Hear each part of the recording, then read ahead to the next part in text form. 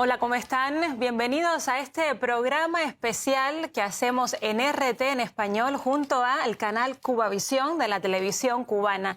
En Moscú son los días previos al 9 de mayo, una fecha señalada, son días de festejo, de júbilo, pero también de solemnidad. Se cumplen 80 años de la victoria de la Unión Soviética en la Gran Guerra Patria y tenemos a un invitado muy especial acá en nuestro canal para tratar de analizar el significado de este contexto. Gracias, Aliana, y es un placer porque también tenemos a la mesa redonda que está transmitiendo este programa junto con Russia Today, y gracias al sitio de la presidencia y en particular al programa Desde la Presidencia que dirige, conduce todas las semanas el presidente, nuestro invitado de hoy.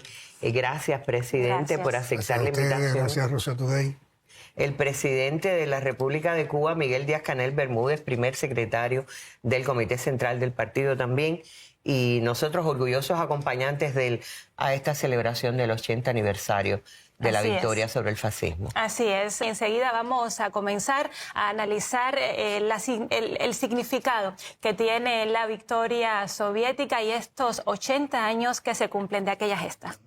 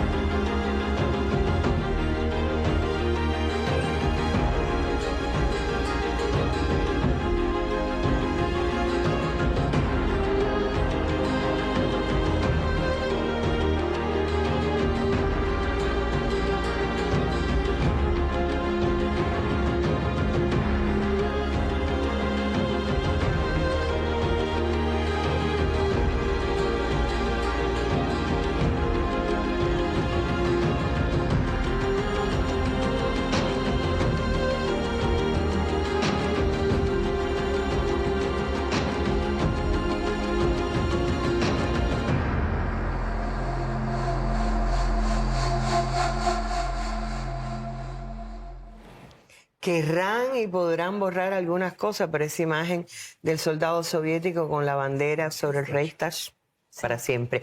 Venimos de Leningrado. Yo le sigo llamando Leningrado porque para nosotros en la historia tiene que ver con la resistencia de casi 900 días de un pueblo, y es hoy San Petersburgo, pero sigue conservando esa historia que estremece. Y yo lo comento porque vi al presidente cubano estremecerse y además comentarlo en el libro de visita, la impresión tremenda que le causó estar ahí en el cementerio memorial que tiene nada menos que 490.000 restos. ¿Qué sintió, presidente, visitando este lugar? Siempre emociona estar en San Petersburgo, antiguo Leningrado. Tiene que ver mucho que es una ciudad que está muy marcada por la cultura, por la historia rusa, pero en particular el cerco de Leningrado, la manera en que resistió el pueblo de Leningrado. Un cerco durante casi 900 días, donde las raciones de comida eran mínimas. Y se mantuvo trabajando en las fábricas que propiciaban los armamentos para continuar el enfrentamiento a la maquinaria nazista. Es una epopeya. Yo creo que es una actitud épica la de ese pueblo que resistió hambre, frío, bombardeos y se enfrentó a la maquinaria militar nazi y no se derrotó, no pudo ser tomada la ciudad. Y yo creo que eso dice mucho del carácter ruso, del carácter también soviético, de lo que significaron actitudes como esa, batallas como esa, para que se lograra la gran victoria en la Gran Guerra Patria. Y uno vive al calor de las emociones, uno no puede sustraerse de esas emociones. También en San Petersburgo, en Leningrado, participaron cubanos. Sí. 2 jóvenes cubanos, los hermanos Vivó, estuvieron en la defensa de Leningrado. Uno de ellos pudo salir con vida, fue evacuado en un momento de la guerra, el otro murió. Y también otro cubano también participó en la Gran Guerra Patria, Enrique Vilar, que peleó y defendió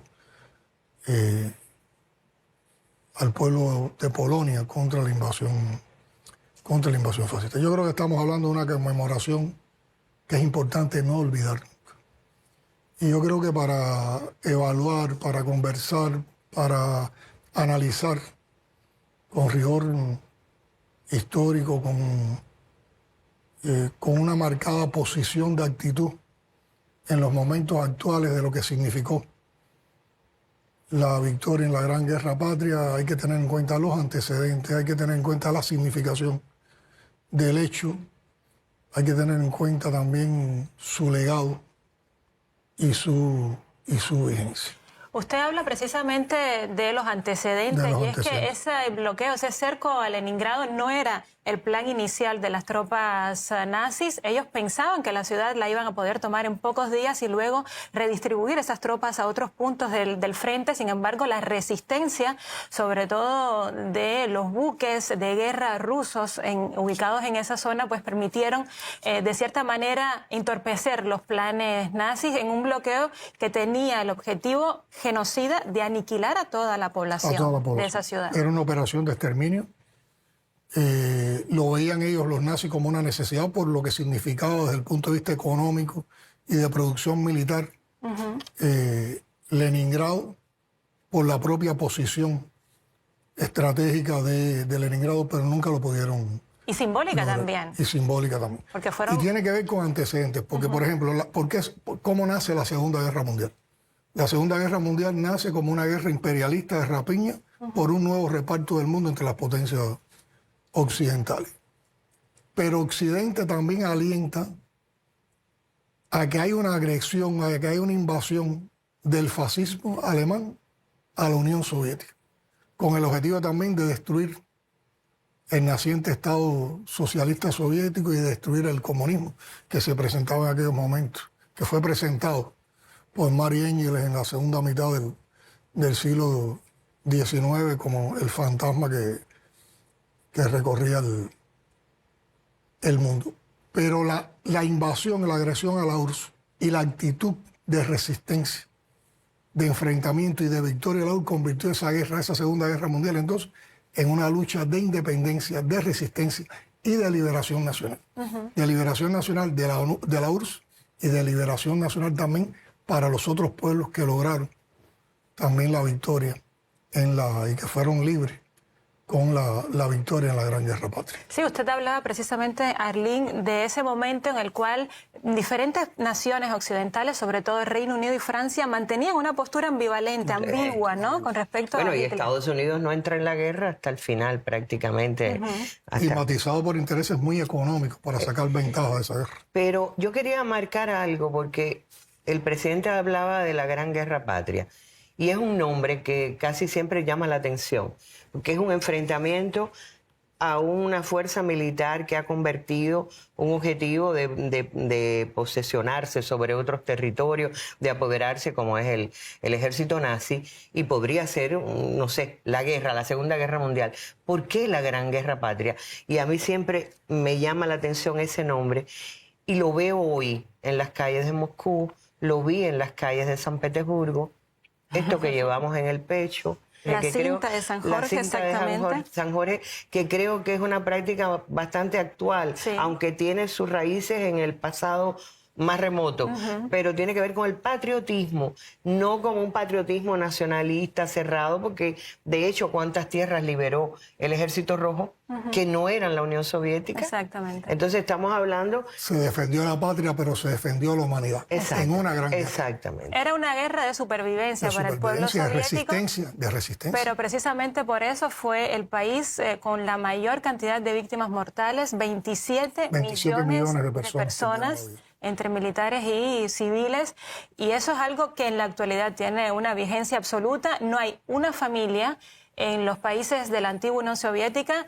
en cuyo seno no haya habido una persona, un héroe, un combatiente del lado del Ejército Rojo en la Gran Guerra Patria, como se le llama. Fíjate, yo estoy esperando el 9 de mayo por una razón que me impresiona mucho también, que es el llamado regimiento, que para mí es de la continuidad, el inmortal. Exacto. Inmortal porque murieron sus parientes, pero sus seguidores siguen enarbolando la misma sentido de defensa de la nación. Sin embargo, esta historia ha querido contarse al revés, ¿no? Exactamente. Antes de llegar a ese punto, Arlene, vamos a repasar, porque el presidente de Cuba es también un ávido estudioso de la historia, sobre todo este pasaje de la historia del siglo XX. Sabemos, presidente, que se ha interesado no solamente por la resistencia del pueblo soviético en el cerco de Leningrado, sino también por las actividades de los diferentes mariscales. Hablamos de Zhukov, de Rokossovsky, de muchísimos otros altos cargos militares en la Unión Soviética, cuyo conocimiento, experiencia, sabiduría permitieron entonces que batallas como la de Stalingrado, por ejemplo, fuera un punto clave a la hora de comenzar entonces esa derrota, esa retirada de las tropas nazis de suelo soviético, ¿no? Bueno, hemos hablado de los antecedentes. Ahora está el hecho en sí como tal. El hecho en sí, que fue una epopeya de resistencia, pero también una epopeya de creatividad militar. Y esa epopeya de creatividad militar yo creo que está muy bien marcada en un grupo de batallas trascendentales. Cerco de Leningrado, batalla de Stalingrado que marcó el viraje de la guerra, la defensa del arco de Kursk, las batallas por la defensa de Moscú y un grupo de operaciones militares que encabezaron los principales jefes militares soviéticos, los mariscales conocidos. Rokossovsky. Yo tengo mucha admiración por Zhukov. Leí muy de joven Memorias y Meditaciones, que es un libro que va desde el descarre de toda la sabiduría militar, pero también con un sentimiento de lo que se estaba jugando en la guerra, del enfrentamiento, pero también de lo que es la vida en una guerra de esa magnitud en las tropas. Y tengo una anécdota personal. En el primer viaje que ya hicimos, formando parte de una delegación oficial cubana a Rusia, conocimos que se había creado por el presidente Putin, y creo que es una magnífica decisión de justicia histórica, crear en Moscú, fundar en Moscú el Museo de la Gran Guerra Patria. Y pedimos visitar el museo. Hemos pedido en esta ocasión también visitarlo y vamos a hacer una visita porque hay salas nuevas.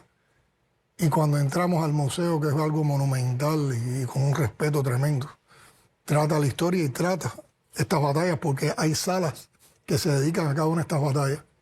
Vi un busto grande de Zhukov. Y yo creo que ese reconocimiento, esa revitalización de la figura de Zhukov como un gran mariscal, como un gran general, tiene que ver también, es una expresión de la grandeza y del valor del pueblo soviético. Bueno, la URSS, como tú decías, no solo defendió su integridad, que la pudo mantener. Aquí hay un mérito tremendo. En una guerra tan grande, la Unión Soviética preservó su integridad territorial, preservó su independencia, preservó su soberanía y logró la victoria. Pero con esa victoria no solo salvó a la Unión Soviética, sino que salvó a la humanidad de algo tan genocida, tan asesino, tan perverso como lo fue el fascismo. Y yo creo que el mundo tiene que agradecer mucho a la Unión Soviética, al Ejército Rojo, al sacrificio del pueblo soviético, al haber eliminado ese flagelo en aquel momento de la humanidad. Lo hizo un enorme costo. Está en la cifra de los 27 millones de muertos. Pero más de 1.710 ciudades fueron destruidas. Más de 70.000 pueblos fueron arrasados y más de 1.032 fábricas fueron también destruidas. Más de 32.000 fábricas fueron destruidas en aquella guerra. Pero a partir de eso el mundo se convirtió en un mundo bipolar, con dos sistemas bien diferenciados. Un sistema capitalista con una potencia imperialista, encabezándolo los Estados Unidos, y un sistema socialista, un bloque socialista, con una potencia como la Unión Soviética, encabezándola. ¿Qué significó para el movimiento obrero y social del mundo? Bueno, que un país, que una nación, representando otro sistema social, que daba otra alternativa, era capaz de vencer al fascismo. Por lo tanto, era una victoria también para el movimiento obrero. Demostraba que el nuevo sistema social que estaba presente en el mundo era capaz de defenderse y era capaz de construir un mundo mejor. Hay un ambiente favorable para el surgimiento de los movimientos de liberación nacional en Asia, África y América Latina. Y así surgen las revoluciones, así vencen revoluciones, vencen movimientos de liberación nacional en medio de la guerra. La Unión Soviética siguió desarrollando la ciencia y la técnica. Y después que triunfa la Unión Soviética en la Gran Guerra Patria, en menos de 20 años, la Unión Soviética conquistaba el cosmos. Fue algo visionario. Y menos de 20 años ya Gagarin estaba conquistando el cosmos y nos estaba diciendo del cosmos, la Tierra es azul. Yo hice alusión ahorita al tema de la historia o la versión de la historia, porque yo recuerdo efectivamente como el presidente, soy de su generación, de la generación de tus padres, y aprendí, y de la tuya. Sí, y aprendimos, es decir, leyendo Chukov, las memorias y meditaciones, eran libros que más bien leían los más adultos, ¿no? Pero eran libros que se hicieron muy populares. Llegó toda la literatura esa de la guerra. Exacto, pero él hablaba... Nadie es soldado al nacer. Exacto.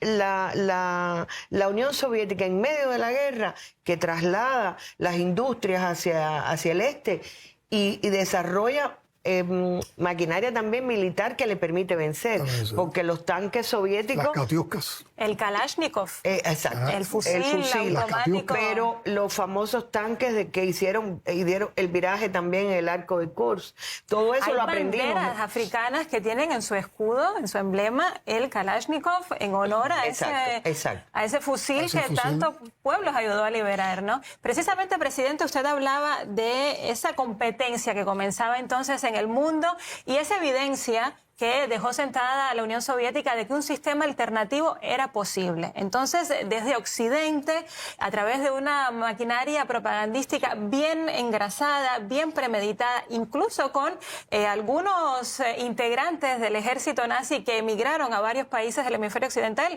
y Estados Unidos está entre ellos, pues crearon una, como digo, maquinaria propagandística que estaba centrada en borrar la huella soviética de esta gesta, esta hazaña que permitió derrotar el nazismo. Hoy en día hay muchos países occidentales donde ese camino, esa intención continúa, se denuncia desde Moscú. Vamos a ver precisamente un material al respecto.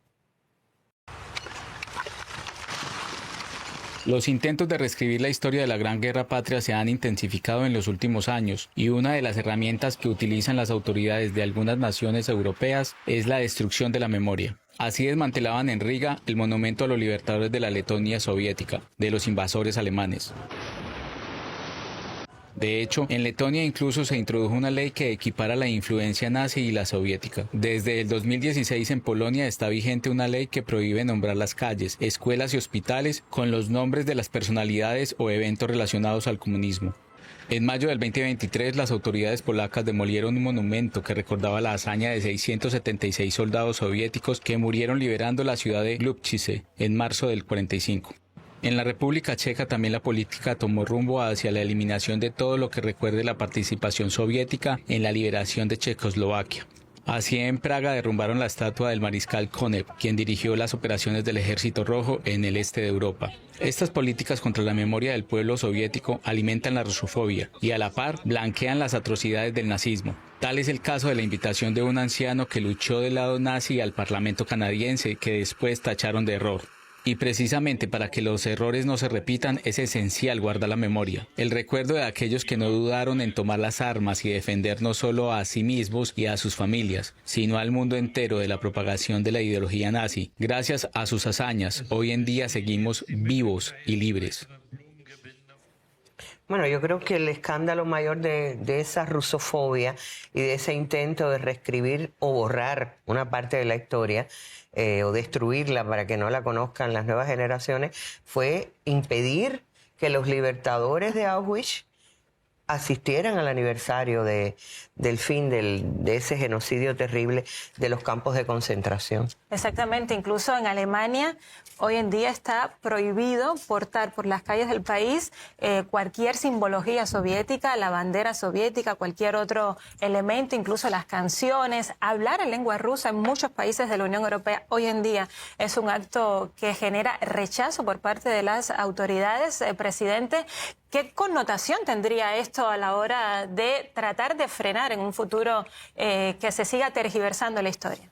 A ver, yo creo que es claro que hoy el fantasma del neofascismo está presente en el mundo como una corriente muy, muy peligrosa. Y por eso, si conectamos esto con el tema del legado de la gran victoria en la Gran Guerra Patria, hay que entonces llevarlo al momento actual. ¿Cuál es la vigencia de la trascendencia de la victoria sobre el fascismo? Y hay que acudir a la memoria histórica, evitar acudir a la memoria histórica. Porque ahora se hacen todos los... es creciente el número de intentos por tratar de disminuir el valor, el papel, el rol protagónico que tuvo la Unión Soviética y el Ejército Rojo en esa victoria contra el fascismo, en liberar a la humanidad del fascismo. Y yo creo que celebraciones como la que estamos a punto de conmemorar aquí en Moscú son muy necesarias en estos tiempos. Y no conmemorar solo por destacar el hecho, sino conmemorarlo desde una posición reflexiva, desde una posición de sentimiento, desde una posición de convicciones y desde una posición de asumir una actitud ante el mundo actual. Y por eso los cubanos estamos aquí, agradeciendo la invitación del presidente Putin, pero sumamente conscientes de con nuestra presencia aquí qué estamos apoyando y qué estamos defendiendo. Y Fidel nos lo enseñó, y quiero hacer dos citas de Fidel, de valoraciones que hizo en diferentes momentos sobre la repercusión, sobre el alcance de la Gran Guerra Patria, y que tiene que ver con esto, con el desmontaje que tenemos que hacer de ese neofascismo que nos tratan de imponer. Hay una primera reflexión que es para el mundo. Fidel dice: el derrocamiento del fascismo creó condiciones nuevas para todo el mundo. Antes de la Segunda Guerra Mundial, si mirábamos los mapas de África, nos encontrábamos con que no había un solo pueblo libre en todo el continente africano. Si mirábamos al continente asiático, veíamos que existían muy pocos pueblos que no estuvieran colonizados en aquel continente. Si mirábamos a América Latina, la veíamos absolutamente dominada por el imperialismo yanqui. Unas pocas potencias se habían repartido del mundo, lo esclavizaban y lo explotaban. Si no enfrentamos ese neofascismo, vamos a volver a esto que describía Fidel. Y para Cuba, ¿qué dijo? Porque cuando los soviéticos luchaban y morían en Leningrado, en Moscú, en Stalingrado, en Kursk, en Berlín, estaban luchando y estaban muriendo también por nosotros. Está refiriendo a los cubanos. Sus héroes son, por tanto, también nuestros héroes. Sus mártires son también nuestros mártires. Su sangre es también nuestra sangre. Y ese es el sentimiento que tenemos los cubanos. Eso es lo que hemos aprendido a la luz de nuestra historia, de nuestras causas, y también conociendo los aportes de naciones como la Unión Soviética, como Rusia, como los pueblos soviéticos y el pueblo ruso, a la causa de la humanidad.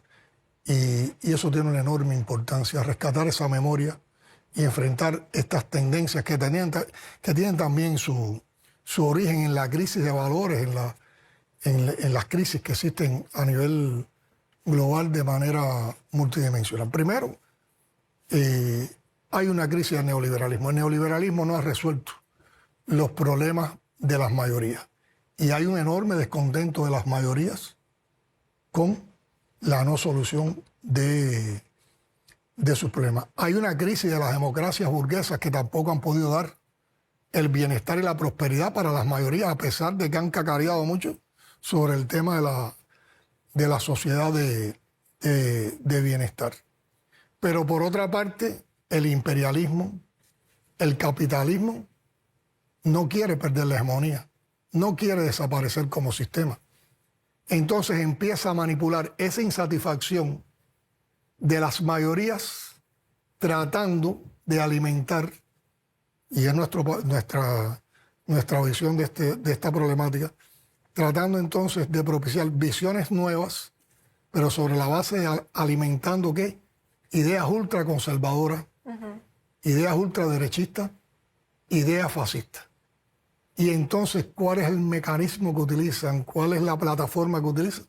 Las redes sociales, los canales mediáticos, en una enorme operación de manipulación histórica que está en el arte, está en las expresiones de la cultura, en la literatura, en las películas, en la música, cuando cada vez se habla menos de la URSS, se habla menos del Ejército Rojo, se habla más de los aliados, se habla más de Inglaterra, de Francia, de Estados Unidos. Un presidente de Estados Unidos acaba de decir que ellos fueron los que más aportaron a la victoria contra el fascismo, y llama mucho la atención. Los que comparten esas ideas, que son discriminatorias, que son xenofóbicas, que son excluyentes, que son agresivas, son los mismos que apoyan el genocidio en Palestina, en la Franja de Gaza. ¿Y acaso eso no es fascismo? Son las mismas que provocan el recrudecimiento del bloqueo e incluyen a Cuba en una lista de países terroristas. ¿Y acaso eso no es fascismo, condenar a un pueblo al genocidio mediante un bloqueo? ¿O son las mismas que han alentado desde hace varios años una expansión de la OTAN hacia las fronteras con Rusia? Lo mismo que en la Segunda Guerra Mundial quiso hacer Occidente, que hubiera una invasión fascista a Rusia, y son los mismos que crean la rusofobia para desprestigiar y desmontar todo el aporte y todo el valor que significa la victoria de la Unión Soviética y del Ejército Rojo en aquella epopeya. Así es, llegamos a este aniversario 80 con un cruento genocidio demostrado, comprobado por diferentes organismos internacionales contra el pueblo de la Franja de Gaza, precisamente por Israel. Benjamín Netanyahu negó su participación en el desfile de este 9 de mayo acá en Moscú, y precisamente es tristemente paradójico, ¿no?, que 80 años después el mundo no haya aprendido las lecciones de ese tipo de actitud y estemos siendo testigos entonces de un nuevo capítulo de cómo se trata de borrar de la faz de la tierra a un pueblo entero. Con una campaña de manipulación mediática, de intoxicación mediática, de mentira, de calumnia y de infamia. Bueno, yo trataba de imaginarme cómo se vería Leningrado en el momento, en el peor de los momentos. Bueno, hay imágenes terribles de los cadáveres congelados en las calles, porque no podían acceder a la comida, que todo estaba cercado, todo estaba rodeado, un pueblo bajo las bombas. Y yo decía, bueno, Gaza hoy luce como eso, porque también cuando le cierran el paso en Rafah a los camiones que pueden traer la comida a Gaza, y además bombardean a ese pueblo, se está repitiendo un genocidio parecido al de... Exactamente, y tienes a la ONU denunciando las condiciones que impone Israel para supuestamente permitir la llegada de la ayuda humanitaria, la escasa llegada de la ayuda humanitaria, y los propios comisarios de la ONU son los que reconocen que son condiciones imposibles de cumplir. También se está llevando a cabo un apoyo exprofeso de Occidente, sobre todo de Estados Unidos, a grupos militares con tendencia neonazi, hoy en día también en Ucrania. Usted hablaba de de la batalla de Kursk, esa batalla de tanques que permitió precisamente demostrar una vez más la valentía, la inteligencia del ejército soviético a la hora de expulsar a los nazis, y recientemente también se expulsó de Kursk, de la provincia de Kursk, a las tropas ucranianas, al ejército de Ucrania, que pretendía usar esa ocupación como una carta de intercambio en posibles futuras negociaciones con Rusia. Ese paralelismo que surge 80 años después, teniendo en cuenta de que muchas facciones del ejército ucraniano son de marcada y confesa tendencia neonazi con apoyo estadounidense, ¿qué lectura puede tener? Bueno, yo creo que toda esa campaña mediática que estamos denunciando también en esta mesa redonda, cuáles son las ideas y cuáles son las esencias ideológicas que está apoyando. La supremacía y el elitismo, el autoritarismo de clase, la criminalización de cualquier tipo de protesta social, la discriminación, el racismo, la xenofobia, el nacionalismo a ultranza, el desprecio hacia los migrantes, y todo esto provoca mayor desigualdad. Por otra parte,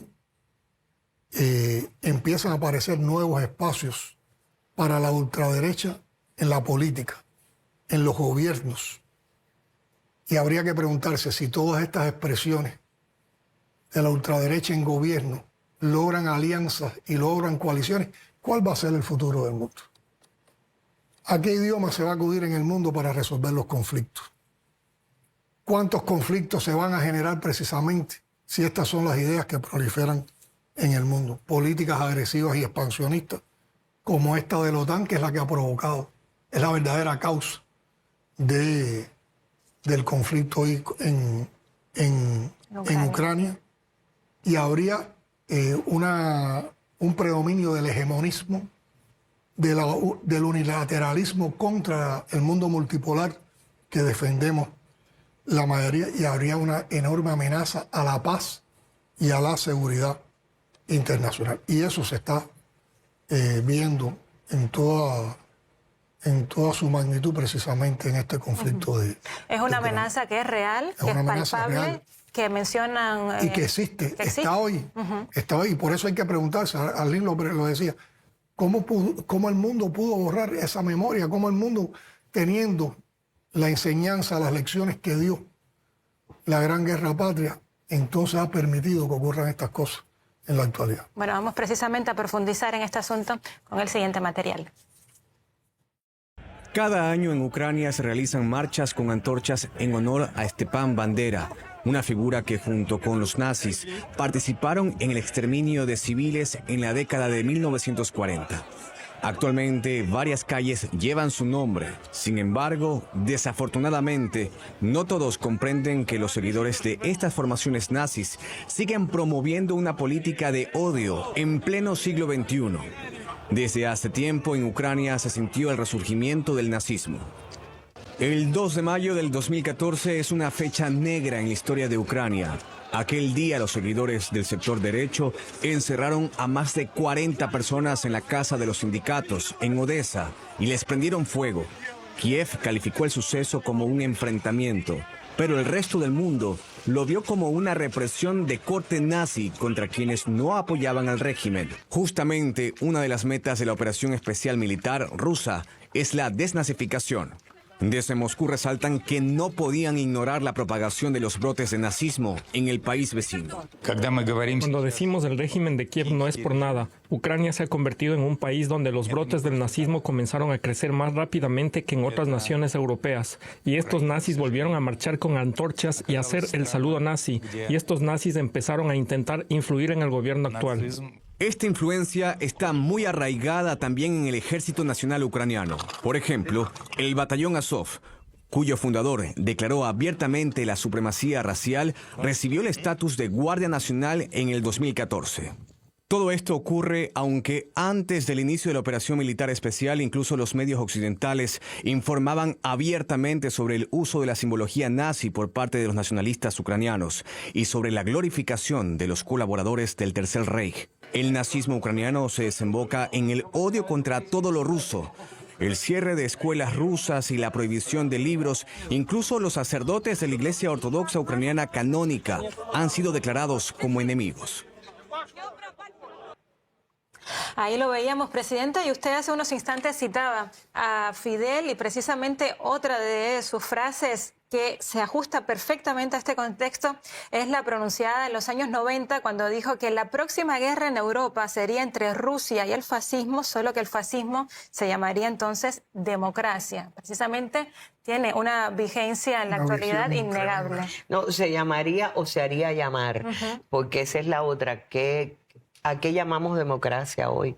¿Y qué se pinta de democracia? El presidente hace alusión a varios episodios que niegan todo el discurso de Occidente encabezado por Estados Unidos y uno se pregunta, un país como Cuba, víctima del terrorismo que se financió, que se gestó desde los Estados Unidos, está en una lista de países que supuestamente patrocinan el terrorismo.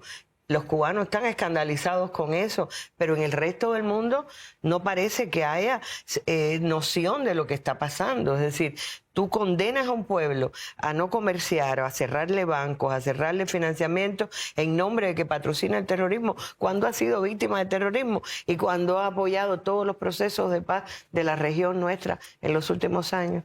Estas imágenes que se han presentado demuestran que hay toda una construcción mediática y es una construcción simbólica. Tenemos que distinguir que esto es una guerra cultural e ideológica. Es una batalla cultural la que tenemos que librar. Y yo creo que es criminal que se manipule de esa manera la memoria de los pueblos. Pero también los pueblos tienen que aprender. Y los pueblos que niegan su historia están llamados a desaparecer, a perecer, porque no son capaces de defender su identidad.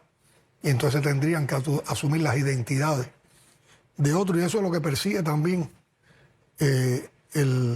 la hegemonía imperial para poder dominar al mundo. Pero no podemos ser pesimistas. A pesar de que estamos en un mundo tan convulso, tan desigual, tan excluyente, y donde nos están dando como alarmas todas estas manifestaciones racistas, xenofóbicas, de neofascismo. Hay respuestas. ¿Dónde están las respuestas? Yo creo que tenemos que una vez más entonces potenciar esa convicción de que hay que ir a la historia, que tenemos que salvar la memoria histórica, que la memoria histórica es vital. Por lo tanto, no nos podemos quedar quietos. Y yo creo que hay que partir de profundizar en la educación en todo el mundo, desde el conocimiento de la historia, de esa historia universal y de esa historia vista desde las ópticas de cada uno de los países, pero asumiendo un pensamiento crítico. Cuando no hay un pensamiento crítico, lo que te ponen en una serie de Netflix, lo que te ponen en una película de Hollywood, lo que viene en un libro desde Occidente, no te permite entonces separar la mentira, separar la calumnia, separar la manipulación. En aquella época la respuesta la dio la Unión Soviética. No rendirse, luchar heroicamente y vencer. Cuba ha dado una respuesta. Más de 65 años de bloqueo recrudecido en estos tiempos y no renunciamos a nuestras convicciones. Rusia ha enfrentado con dignidad y con una respuesta propia los afanes expansionistas y de injerencia de la OTAN y ha también enfrentado con una estabilidad política y económica tremenda en el país las medidas coercitivas que se le ha aplicado por Occidente. Y el pueblo palestino está dando una lección también de resistencia ante el mundo. Entonces también si logramos unidad, y esa unidad la expresamos en solidaridad, en una cultura de paz y cooperación, también vamos a vencer a este neofascismo que nos están tratando de imponer en estos tiempos. Y en que podamos tener proyectos de comunicación que rompan con esa narrativa que pretende hacer la historia de manera completamente distinta. Proyectos como Russia Today, que lo han bloqueado por todas partes y ha sabido salir como Leningrado y ha sabido salir como Cuba a decir su verdad, porque también con las redes sociales tenemos que empezar a contar nuestras verdades. Y siempre con la solidaridad de los colegas de diferentes naciones como es Cuba. Gracias siempre por el apoyo que nos mostraron, sobre todo en los momentos más difíciles. Y precisamente el contexto de esa respuesta que le da el mundo al neofascismo es que a Moscú llegan numerosos mandatarios, no solamente está acá, como no, el presidente de Cuba, sino que vienen desde América Latina, los mandatarios de Venezuela, de Brasil, estará acá también el presidente de China, Xi Jinping, líderes de Palestina precisamente también estarán presentes en la Plaza Roja en el desfile del 9 de mayo. Y Vladimir Zelensky desde Kiev lanzaba amenazas también a esos líderes, a esos mandatarios que tienen planeado visitar Moscú. Algunos ya están llegando, otros lo harán en las próximas horas, diciendo que pues Rusia tendría motivos para estar preocupada. ¿Cómo asume estas declaraciones? Aquí estamos por convicción, sin miedo y apoyando lo justo, defendiendo lo justo. La mejor respuesta es que está aquí. Yo creo que esa es la mejor respuesta que pueden dar líderes del mundo. Yo decía por eso, como decía el presidente, las redes sociales, todos los mecanismos de comunicación pueden hacer una historia distinta, pero tenemos nosotros también que aprovechar ese espacio y contar la historia como va, y además hacer esto, sentarse ahí o pararse ante esos heroicos que todavía, creo que todavía quedan centenarios, ¿no? Quedan veteranos, de la Segunda Guerra Mundial, de la Gran Guerra Patria. En la Plaza Roja. Nuestro homenaje absoluto para esas personas y para el regimiento inmortal. Así es.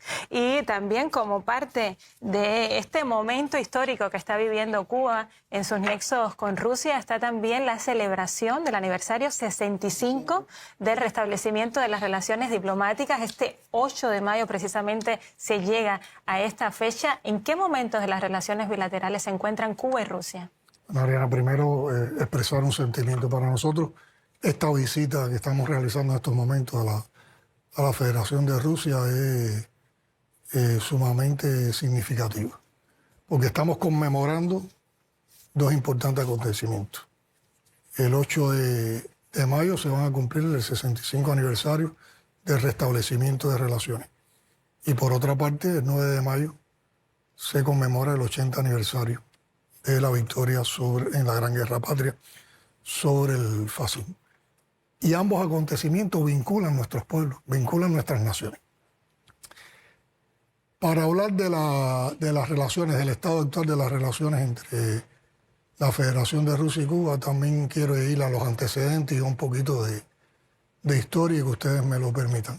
Y a cosas que son muy sentimentales, de mucha emoción, porque están en el acervo cultural y de vida de los cubanos de mi generación, de los que nacimos en los primeros años de la Revolución.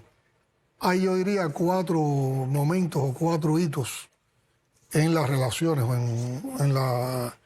en los sucesos que tienen que ver con establecimiento, ruptura o restablecimiento de relaciones entre Cuba y Rusia. En 1902, el gobierno de la República de Cuba en aquel momento reconoció la Rusia zarista y estableció relaciones con la Rusia zarista. En 1942, el gobierno de la República de Cuba, estamos hablando de la época prerevolucionaria, estableció relaciones con la Unión Soviética. En 1952, a raíz del golpe de Estado de Batista, se rompen las relaciones con la Unión Soviética.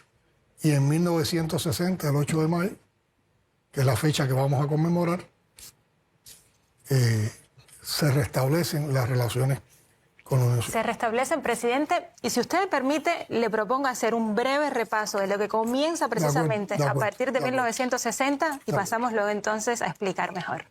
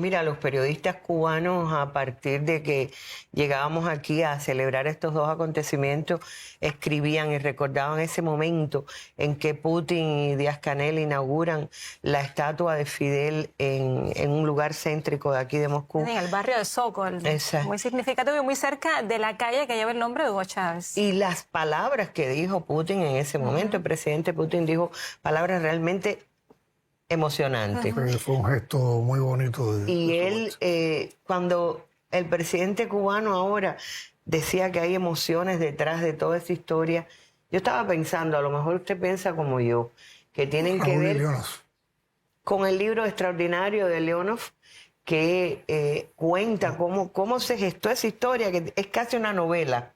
Es un libro que recomiendo. Raúl Castro, un hombre en revolución. Bueno, las imágenes lo dicen, hay toda una historia, son relaciones históricas. Y son relaciones históricas que han pasado coyunturas también difíciles. Y yo creo que por eso tienen un mérito tremendo.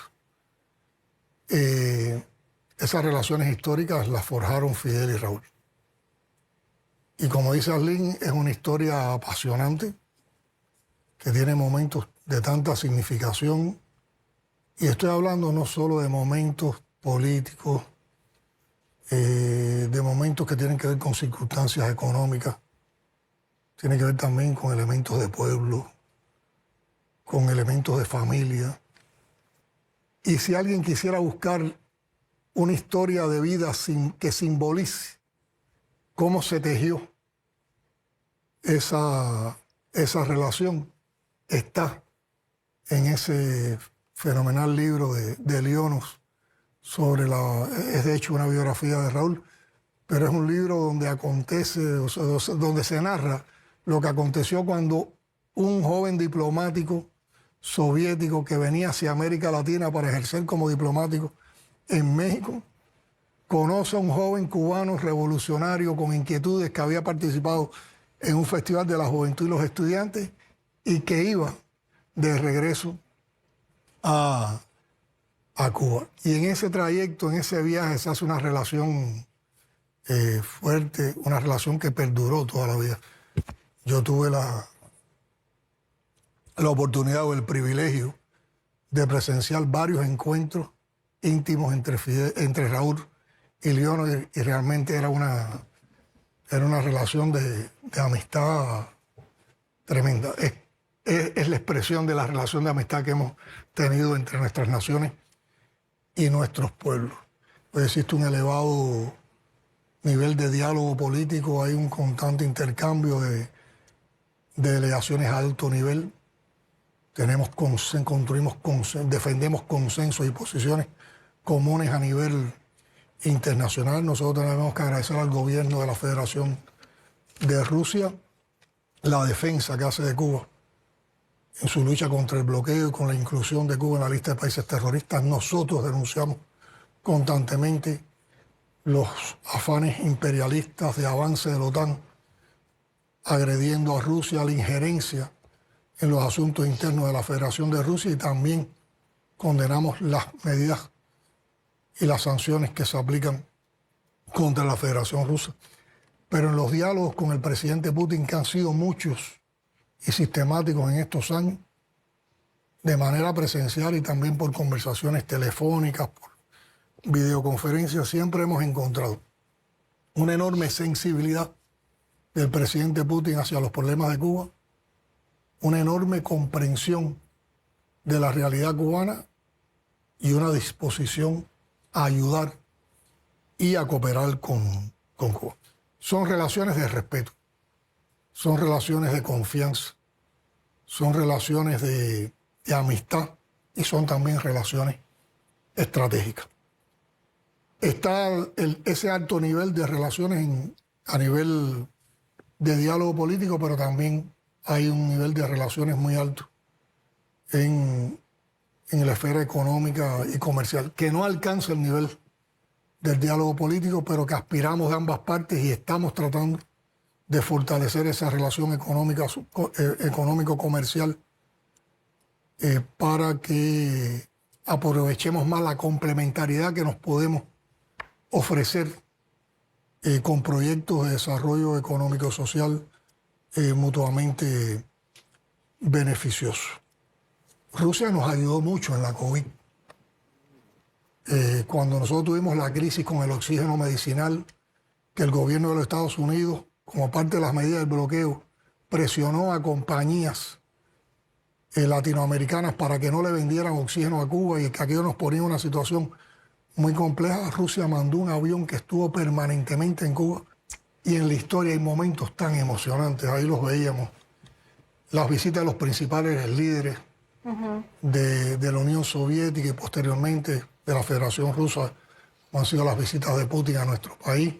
Yo recuerdo la primera vez que visité la URSS, era el año 84, yo estaba en las Fuerzas Armadas Revolucionarias, las tropas coeteriles antiaéreas de esos momentos, porque eran administración Reagan, acuerdos de Santa Fe, el país tuvo que modernizar su tecnología militar, por supuesto. La recibíamos de la Unión Soviética y era necesario en poco tiempo asimilar esa tecnología, sobre todo la tecnología coheteril, que es electrónica, y el comandante en jefe y el general de ejército hicieron llamado a los jóvenes que estábamos en el último año de las carreras de eléctrica para que cumpliéramos el servicio social en las tropas de coheteril. Entonces pude venir a un tiro coheteril. O sea, en el verano se hacían tiros coheteriles donde participaban dotaciones de los diferentes países socialistas, era un intercambio de ideas, y bien en ese momento quedé fascinado con la Unión Soviética, con su historia. Aproveché y el tiempo que estuve en Moscú visité muchos museos, me interesé mucho por la historia, por la cultura, y me llamaba mucho la atención cada vez que llegábamos a un lugar y las personas nos reconocían como cubanos, era un abrazo, a compartir un trago de vodka, y todas esas vivencias que eran muy lindas, y eso pasa ahí. Y se formaron familias cubano-soviéticas, porque es que mucha gente vinieron a estudiar aquí y hubo muchos cooperantes técnicos soviéticos también dando su servicio en Cuba. Y eso no lo puede borrar ninguna intoxicación mediática, eso no puede borrar ninguna campaña contra Rusia ni contra Cuba. No, pudiéramos estar, yo creo que 10 mesas redondas hablando sobre las relaciones entre Cuba y Aliana Rusia. es un resultado, de esa familia. Bueno, no, mis dos padres son cubanos, pero eso lo debo aclarar. Mi padre estudió en la Unión Soviética, periodismo de guerra, exactamente, y luego hizo una carrera diplomática también muy vinculada a Rusia y a los países de la antigua Unión Soviética, exactamente. Pero yo quería marcar brevemente, porque él se emocionó mucho al recordar, y no hay un cubano o una cubana que no se estremezca al recordar que en el peor momento de la COVID, el vecino más cercano nos negó el oxígeno. Así es. Y el amigo más lejano nos llevó el oxígeno. Bueno. Entonces, no es un sentimiento que nazca de nada, de qué bonita es la Unión Soviética, qué bonita fue la Unión Soviética, qué bello es Rusia, qué bella sigue siendo. Es que hay razones, que el que te quitó la cuota azucarera y el que te compró la cuota azucarera, el que te negó refinar petróleo y el que te dio petróleo. Hay otra anécdota, disculpa que me detenga en historia de vida, pues que yo creo que las historias de vida son las que nos acercan a la realidad y a los sentimientos. En la segunda visita que hicimos a la Federación de Rusia, hicimos una visita al Kremlin. Y un hombre alto, militar, era creo que en aquel momento el jefe de los servicios históricos del Kremlin, nos atendió y nos dio una explicación. Por supuesto, nosotros hicimos varias preguntas. Y al final de aquella visita a aquel hombre alto, fuerte, ruso, se le afloraron unas lágrimas en sus ojos. Y nos contó que los mejores días de su infancia los vivió en Cuba. En Alamar, en La Habana del Este, era el hijo de un matrimonio de colaboradores soviéticos. En Cuba vivió alrededor de 4 o 5 años. En Cuba como parte de la misión de sus padres como niños, y que tenía un sentido de cariño por Cuba tremendo. y que como visita no lo habíamos defraudado, porque tanto interés por la historia soviética, por la historia rusa, tanto respeto a la historia como el que había demostrado y había expresado la delegación en esa visita, solo se podía esperar de los cubanos. Bueno, qué bonito, ¿no? Este recuerdo para terminar así nuestro programa especial de Mesa Redonda en conjunto entre Cuba Visión y RT en Español, para resaltar, para dar significado a este aniversario 80 de la victoria soviética en la Gran Guerra Patria y también el aniversario número 65 de las relaciones bilaterales entre Cuba y Rusia. Arlene, ¿cómo terminamos esta mesa redonda? ¿Cómo se hace en Cuba? Ya la terminó él. Pero creo que hay como unas imágenes del día, ¿no? Se hace así, ¿no? Terminamos con las imágenes del día. Bueno. Yo creo que las imágenes del día tienen que ser, lo digo, para los cubanos que no tienen la posibilidad, el privilegio que tenemos nosotros de estar aquí, las imágenes de Moscú engalanándose para el 9 de mayo, el día de la victoria. Qué alegría poder celebrarlo aquí y, como decía el presidente, la mejor respuesta a los que amenazan es que estamos aquí. Exactamente.